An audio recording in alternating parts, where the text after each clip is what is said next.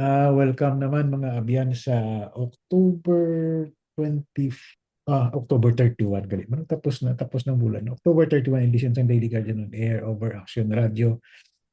We are on a long weekend kay special na ng working holiday subong nga adlaw kag uli also All Saints and All Souls Day sa November 1 and 2 sa Domingo kag Sabado kag manawig-lawig ang bakasyon naton. So actually, bakasyon na kami.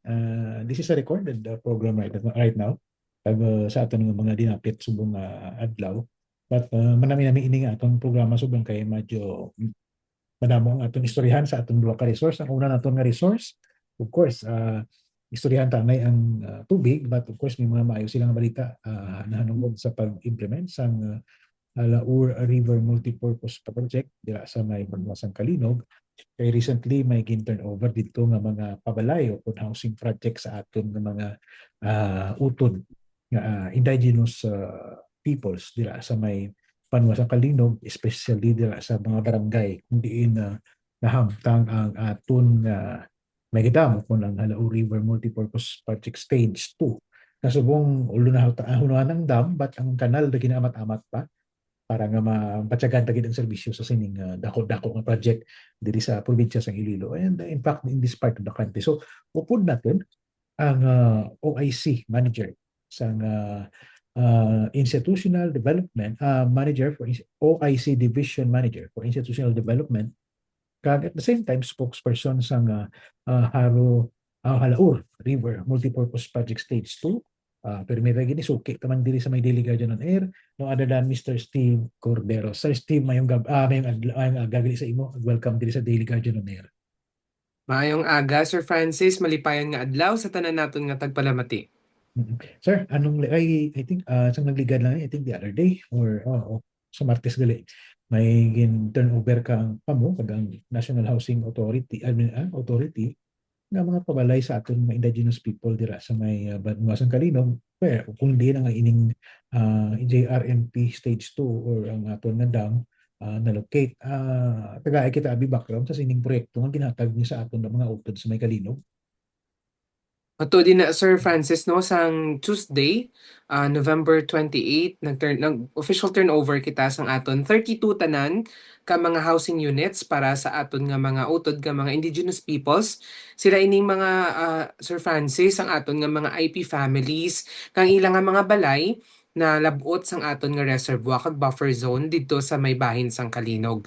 Siguro para sa ideya sang tanan, Sir Francis, para matigayon nato ng aton nga proyekto from the very beginning, siniya open gid sa pag-discuss nga may mga impacts ang aton project, especially sa mga ownership sa mga properties, mga either land properties or non-land properties nga malabot sang aton nga implementation. Kag isa sa mga impact naton diri amo ang mga residential structures, Sir Francis, kung sa diin kinahanglan naton magbayad sa mga balay o kon bayluhan ng mga balay nga malabot sang aton nga proyekto. So Yeah. may ara kita 171 tanan ka mga barangay, Sir Francis, nga covered sang implementation sang JRMP2 kag out of the 171 ka mga barangays, isa lang gid ka barangay ang nag-qualify for a group relocation.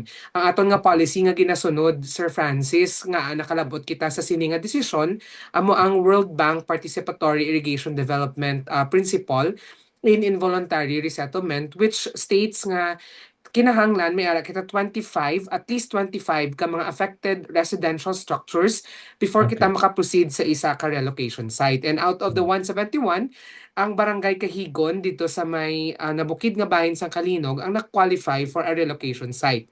Okay. So meaning to say, Sir Francis, ang ining barangay, may additional nga option sila for compensation sa mga affected nga mga structures. So pwede kita ka offer sang house-to-house compensation, which is in the form of our group relocation, or may ara sila option nga house-to-cash compensation, which is actual market cost of the materials plus 40% labor. So imo ning Oh, gin-offer naton. ang Sa bala. Barangay Kahigon, may ara kita tanan, Sir Francis, a total of 35 tanan ka mga houses nga malabot sang aton nga reservoir and at the same time sang aton nga buffer zone. Hmm. However, ang tatlo nag-opt for house to cash compensation. Gusto nila sila lang ya mahalin sang ilang nga balay sa ilaman nga ginpili nga lugar, and the other 32 amo ni sila yang nag-opt nga gusto nila nga balay ang ibaylo man sa ilang nga balay. And this is the reason why we No. have the JRMP2 IP housing project dito sa bahin sang Sitio Agbori sa Barangay Kahigon. It was a long process, Sir Francis, ang aton nga ginagyan. No? It was not an easy task for us to implement this relocation site because to be honest, first time namon sa NIA nga may Hmm. amo sini nga klase sang project. We are used to irrigation, farmers ang gina-deal namon. Usually minimal ang mga relocation sa mga projects naton. Tigagbay ang projects naton diri sa Region 6. So it was the first time nga encounter namon nga damo kami families nga i-relocate. Wala kami masyado experiences, but there are policies and there are technical assistance coming from partner government agencies, from our funding institution na nagbulig sa aton nga makakame up sang sininga program. And that's where the partnership of NHA and other stakeholders came in kag na-realize naton ang aton nga IP housing project and led us to the event, this milestone last Tuesday, Sir Francis. Oo. Ang sa iban iyang barangay kiti sobra gali 100 ka barangay ang iya impact hindi in fact hindi lang gali sa Kalinog kasi iban naman mo may ara man no. But ano ang sa iban to ya gagmay lang sila or individual houses lang gid ang nasaklan unlike sa Kahigon nga do pila ka pamilya gid ang modala. Yes. Sir Hmm. Francis, sa iba naton nga mga barangays, wala kalabot sa threshold ang Oo. aton nga number of relocatees which is 25. Hmm.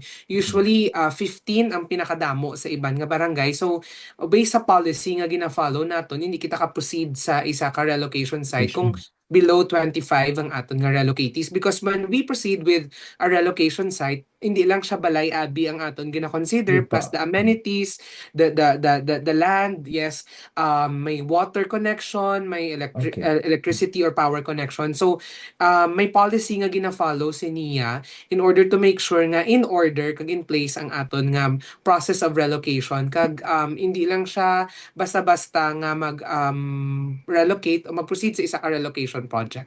Oo. So ano ni ang tiksa yung 15 nga nabi kung di sila ma-relocate ano ginabalikan lang sila or ano lang ano tawag sila? O gina-compensate lang sila. Yes, Sir Francis, sila ni ang nagabaton usually sang aton nga house to cost compensation. Okay. Yes, so ang ginabayaran naton sila sang cash value sang balay. Ang kung sa diin ang materials is based on the current cost of the materials on the market. For example, Sir Francis, ang balay bino gin-construct 20 years ago kag amo ning Oo. mga materials, concrete, steel, cement, whatever, ang cost nga ihatag naton sa iya is based on the current cost on the market sang sini nga mga materials plus 40% labor. So ang pagpatindog sang balay covered sang compensation naton, and at the same time may ara kita transitional allowance which is in Mm. the amount of 15,000 pesos per family nga ginatawag naton nga disturbance allowance. So while transitioning, while gina-construct ang ilang nga balay kaga-amat-amat sila sa ilo, may ara silang ginabaton man nga cash compensation from NIA. So this is on top of the compensation for land and other non-land assets nila nga naapektuhan sa project. Okay. Separar man na yung galing. No? So, sino na yung sa lupa? Sino na yung nag-handle? Sino kamo man gyapon or some other agency? Yes. Okay. Yes, si NIA gid ang naga-facilitate sang overall compensation regardless kung land-based or non-land-based ang Okay. aton nga compensation. Si NIA ang may-ara sang program or plan for this one. In fact, we have the Land Acquisition Resettlement Action Plan for this purpose, Sir Alan. Ang ining na-qualify sa relocation, dira man gyapon sa Kahigon, way man gid sila nagpalayo, no? Yes. During the process ng pag-prepare naton sa relocation site, after na-identify naton, Sir Alan, ang tanan nga mga relocatees Hmm. naton, nag-ara kita consultation gin conduct with them. So sila ang nagbulig sa niya select sang location for Okay. the resettlement site. In fact, what they really wanted when we were starting is to make sure that they will still live within the same barangay. Hindi sila Okay. magwa sa Mm. original nila nga barangay. So all of these 32 families nagalin sila sa lain-lain nga mga sitio, Sir Oh, Francis, and yet gusto nila dito gyapon sa isa lang sila ka lugar nga magtiner. Not to mention nga almost related man sila kay daw oh, isa sila kadako nga clan dito sa sina nga barangay. Kung sila nagpili isang location, gin-offer nila kay niya, gin-evaluate ni niya sa aton nga mga government partners like MGB, DNR and others to oh. make sure nga safe ang Yes. location kag hindi siya prone to major hazards nga dasig bala maapektuhan ang pagpangabuhi sa aton nga mga relocatees, and if there are hazards mamitigate siya during the construction of the houses and the site development. Oh. Ano ang naging papel sa NHA sini diri sir sa inyo ng bulig sa aton mga utod nga IPs dira sa Pahigon? Ang NHA is a valuable partners, Sir Francis, ang aton nga ahensya, no, because duwa ka butang gid ang ginhatag nila, gin-offer nila sa amon sa niya, and at the same time sa aton relocatees. Number one, si NHA ang nag-fund sa construction sang individual housing Oh, units. So ang okay. mga balay nga makita sa likod ko sa background, si Oh, NHA ini ang naghatag sang pondo mm, para mapatindog ang ini nga mga balay. So naghatag si NHA sa aton sang around 18 million pesos, Sir Francis, para ma-construct ang total of 32 housing units, plus may ara kita pylon, and then ang kada houses naton may ara na sang solar oh, panels for solar power. So amon ang coverage sang fund ni NHA. And second, bangod nga first time namon, Sir Francis, to go through to implement relocation project, nag-provide si NHA sang technical assistance sa amon nga ma-make sure nga participatory ang process, then we yeah. are compliant to BP 220, the Philippine Building Code, Mm, Structural mm. Code, para make sure nga safe ang aton nga mga balay, the design will be sustainable and will respond to the activities and the needs of our stakeholders. Ano kalapit o kalayo ining mga apektado nga pumuluyo sir sa mismo mo dam naton malayo pa man no? Hindi man sa silingan do gid sila ya sa lugar sa dam naton. Mm. Ang aton nga dam, kung linear siya nga distance, Sir Francis, Mm. it's around maximum siguro of 10 meters away. Okay. But ang aton nga relocation site overlooking sa iya ang aton nga reservoir. From the relocation site, you can already see the portion of the lake na Ah, nakalapod dra sa may barangay Kahigon. This is what they requested actually, Sir mm. Francis, because may ang aton nga mga relocatees, may mga parcels of land pa sila nga nabilin aside from Oh, those that were affected by the project. So kinahanglan nga lapit sila gihapon sa ilang mga parcels of land so they can continue working on their farms kag hindi tama kalayo sa ila mag-travel. But gin-make sure gid naton, Sir Francis, nga ang location sang yeah. aton nga relocation site is above the buffer zone. Very safe na siya, layo na siya sa lake, pero kitaon ng gyapon ang Yeah. lake dito Oh, sa aton nga relocation site. And one thing also, Sir Francis, nga rason nga lapit sila gyapon sa lake, because they also wanted to take advantage of the inland fishery nga livelihood ah, later on sa aton nga project. So from farming, they can also mm. enjoy inland fishery nga livelihood. May at least may sila ya may diversified ang ilang livelihood dira di ilang panguma kundi may pangisda man gid sila. Ano do culture lang ina sa dira sa may reservoir mismo sa dam naton. Yes, sir. Mm. We are working now with the Bureau of Fisheries and Aquatic Resources in identifying certain locations ng gid, sir, that will be Oh, yeah. communally managed by the community. Hindi namon maalaw nga tanan nga major portions Yeah. ng aton nga reservoir will be Mm. used for inland fishery. In fact, ang amon nga policy dictates that only 5% of the Yeah. entire reservoir will be allowed for inland fishery to make sure that ang aton nga water quality is still good kay Yeah. gamiton siya naton for other purposes. Oo, sakto na kay tiba katimpo ako culture do medyo kung hindi abi indigenous ang feeds kag commercial I mean it will have an impact man sa tubig, especially pang ang tubig hindi man lang nasa panguma or irrigation, but it will also be used by sa aton mga water district kung sino ang gusto na Mm. interesado nga mag draw dira sang tubig for potable use, Mr. Cordero. Yes, that's true, Sir Alan, no? Sir Francis, nga, amo gid ang pinakagusto naton nga, if ever maayo ang quality sang tubig halin sa aton nga reservoir, lesser na lang, hindi siya tama Mm, ka-intensive ang treatment ka kinahanglan, then yes. the price of water will not skyrocket gid no kay Oo. gamay lang nga treatment ang ginaobra sang aton nga mga distributors. Oh, interesado man ko sila, but I know you're limited man sa imo isa, but because that's another thing, but hopefully one of these days ang pati sa atong potable water kay importante man na in other way, Oo. but one of these days kasi istoryahan ta ina ang kung ano nang pastada sinanda with MIWD, and kabalan ko kada mo interesado sila, which is good na gusto magkuha nila tubig to help us. Bisan magbayad kata kung steady man ang tubig, why not, no? But anyway, in the future, so still tastaron ta na mayo para maistoryahan ta. Yes. But mangluwas ni sir, may iban baka mga projects na ginapaabot in support or para ma-compensate ang aton mga utod nga naapektuhan sa sining project naton dira sa may Kalinog kag sa mga palibot na kabanwahanan. Nga. Sir Francis, aside sa balikan lang naton ang sa relocation site, Mm. aside diri sa balay kag lote nga gin-turnover na balay ang gin-turnover naton subong, sa next naman nga round, Sir Francis, is ang lote kay ipa-subdivide pa namon ang Yeah. individual nga lots.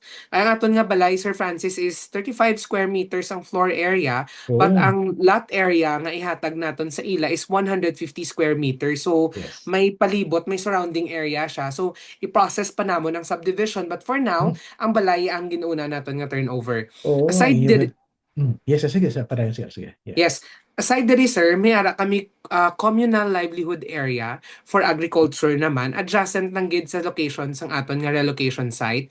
Kung makita ninyo ang design sang aton balay, Sir Francis, wala siya sang provision for animals nga ginasagod nila, like mga Mm. manok nila, di nila ibutang. So may ara kay ta communal nga livelihood area para dito sila pwede mag-gardening, Ah, pwede sila dito magbutang sa mga turil, mga tangkal sang ah, ila nga mga kasapatan. So may ara kita amo na nga area nga on the process of acquisition na pag ihatag turnover naton ipahulam naton sa community while they are residing in the area. So those sort of perpetual use siya as long as sila ang nag-occupy sang aton nga relocation site.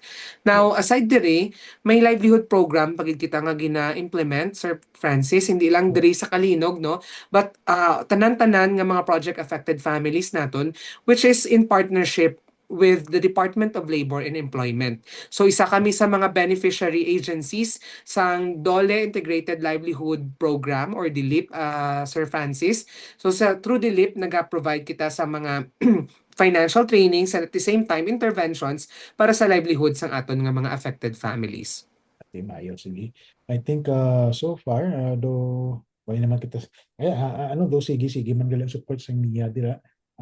But in some other things, kumusta so far ang pag-develop na sa aton mga kanal, alin pakadto paubos alin sa aton dam para nga magamit na gid sa irrigation fully ang aton nga dam dira sa Calino. Well, continuous, Sir Francis, ang aton nga implementation sang irrigation component. In fact, Hmm. para sa ongoing local minor contract, on schedule kita, Sir Francis. Ang aton nga overall accomplishment as of September 2025 is around 27%, and we only started early second quarter this year. So amo Oh. nakadasig ang implementation sang aton nga irrigation component atong mga areas nga that were difficult for our international contractor to enter and Hmm. to construct before, completed na siya ang iban nga mga sections nga ni, and we are hoping by next year, mid next year, tapos na ang first nga major section sang aton nga Highline Canal. Oo. On top of this, Sir Francis, gusto man namon ipalabot sa inyo nga while ongoing ang construction sang aton nga irrigation component, for those sections nga natapos na ang mga canals, may ara nakita initial irrigation Okay. service area nga na-generate, which is equivalent to 500 hectares. So Hmm. dira sa bahin sang Kalinog, we only started delivering water last late September until early October. So naghahatag Okay. na kita sang tubig pagamay-gamay pa lang from Mm. our Alibunan River Catch Dam. But this is just to make sure nga while waiting for the other components, may ara na kita nga service Oh, area nga na-generate. oo, 500 hectares, that's good enough. Naku naman na ang target Mhm. ninyo o ang maduga nga daan on top sa existing mga 33,000 hectares na farmlands na ma-irrigate Ye- naton. Yes, around 31,840 hectares, Sir Francis, ang aton gina-target. And for Kalinog alone, may ara kami nga target for Zone 1 nga 1,500. So ang 500 na-realize Ara na na. namon. Oo. Yes. Oo. Gamahal na daan ang bugas subong timayo gid sa aton kung farmers kung may irrigation sila kay halos year round na ang ilang nga pag talauma kag papatubas ang palay, Mr. Steve. Sir, before kataboy-an, anong imong mensahe subong sa aton pagpalamati kag sa aton mga katawhan o kauturan dira sa palibot sa aton nga Halaul River Multipurpose Project Stage 2? Thank you very much, Sir Francis. On behalf sang amon nga Regional Manager kag Concurrent Project Manager nga si Engineer John Bores, madamo gid nga salamat for giving us this time. Parehas sang mensahe ni Engineer Bores during the turnover ceremony sang aton nga IP housing project, Sir Francis. Isa lang gid ang gina-emphasize namon. It was a challenge before for us to implement the relocation program, but with the support of our partners and stakeholders, we were able to push through with the relocation site and made sure nga ang amon nga target nga better homes, better lives nga theme Mm. namon when we were starting, it was not only a slogan but a reality for our stakeholders. So isa ang ginasulit-sulit gid ni Manager Boris nga kung may ara sang unity, kung nagahulog pong kita tanan, we have each other support, wala sang impossible when it comes to large scale infrastructure projects. Not to mention nga kung united kita and participatory approach, everybody will be happy, everybody will be involved in the process of implementing the project, just like we did with the IP housing project. Now, from the very beginning, from the site selection to the housing design to the actual construction, involved gid ang aton nga mga IP communities. Sila Mm. nag-design sang balay, sila nagpili sang location, sila Oo. man ang involved sa construction kay sila ang gin-hire sang aton nga contractor para makita Okay. nila kung paano ginbuhat, gintukod ang ilang Mm. nga mga balay. So, participatory approach plus stakeholder support with the support from other Mm. partner agencies, nothing will be impossible. So, mo nang ginapalabot gid ni Engineer Bores nga kaya naton himuon kung kita nagabululigay. Oo. Joke lang ni sila pero at least sigurado sila yan nga hindi i-ghost project ang ilang pamalay kay sila mismo nag-obra. Yes, Sir Francis. Galaglaog lang ako, but Yes, oo. oo. Kag sila mismo ang nag-draw lots, Sir Francis, mo nga kundiin nga Okay. balay ang matupa sa ila. So sang pag-draw lots, nagambal din nga pwede nga ang i-employ for the construction of this house is a member of the family nga Yes, may-star yes. dira. Para Okay. kita gel nila nga wala sa may mareklamo later on nga ay wala ka bilya akon haligi, Oh, sa wala standard. kulang Oo. substandard ang akon nga balay. So participatory approach ang Yeah. gin-employ naton to do this, to make this possible. On that, nagpasalamat kami sa inyo, Mr. Steve Cordero, ang OIC Division Manager for Institutional Development and at the same time spokesperson sa Halaul River Multipurpose Project Stage 2. Sir, kabay makaliwat kami sa imo liwat and have a Yes, nice and yes. enjoy the long weekend, Sir Steve.